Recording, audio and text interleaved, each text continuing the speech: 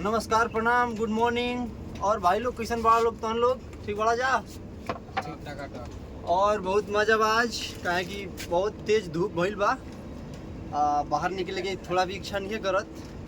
दुकान में बैठल बैठल मजा ना आवत रहे तो हम सोचनी कि चलो एगो भोजपुरी में ही ब्लॉग बनावल जाए। बहुत साथी लोग हमारा आइल बड़न जा, हम लोग के डिमांड बा एगो भोजपुरिया गाना के, तो शुरुआत कर लिए एगो मस्त गाना से और ब्लॉग में गाना ही चली आज। और वह सुबह के अगर हम ये गाना पसंद आई तो ज़रूर हमें फॉलो कीजिए और सब्सक्राइब करीब जा, कहें कि भोजपुरी ब्लॉग में मज़ा आवा था। कल भी बनाए थे भोजपुरिया ब्लॉग, बहुत अच्छा लगा था। हमारे भाई एक रंजन जी आए थे बहुत दूर से, और अभी हमारे दोस्त आए हैं, हमारे से गाना सुनेंगे सभी दोस्त। और भाई एक बार वीडियो में एक बार यार सभी लोग बाय बाय बोलो। और अब आप लोग गाना सुनने के लिए आए हो, हम गाना जरूर सुनाएंगे। कौन सा गाना सुनेंगे भोजपुरी का बताओ? कोई सा भी गाओगे? वैसे ज़्यादा याद नहीं है, थोड़ा ही याद है, थोड़ा ही गाएंगे। गुजर ले नजरी से जब ते गुजरिया धड़केला जोरे से, गुजर ले नजरी से जब ते गुजरिया धड़केला जोरे से। एक ही गो दिल बावे सीना के भीतरिया, उहो दिल लागल बा तोरे से।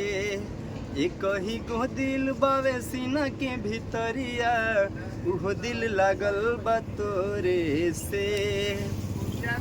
निज नैनी जस नैना मिलल बाटे, होठवा पर मुस्कान खिलल बाटे। पोरे पोरे मधु के गगरिया, साचा में ढलल बा शरीरिया। नेहिया के सब सुख मिलेला ये तुहरे संगवा में अइला से।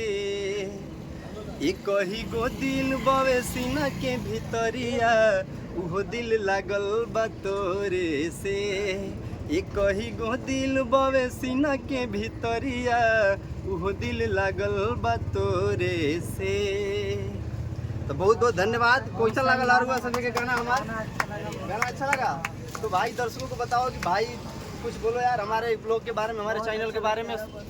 ये दोस्त लोग आए थे हमसे गाना सुनने के लिए बहुत दूर से, तो हम सोचे कि चलो भाई भोजपुरी डिमांड है तो भोजपुरी गाना सुनाते हैं आप लोगों को।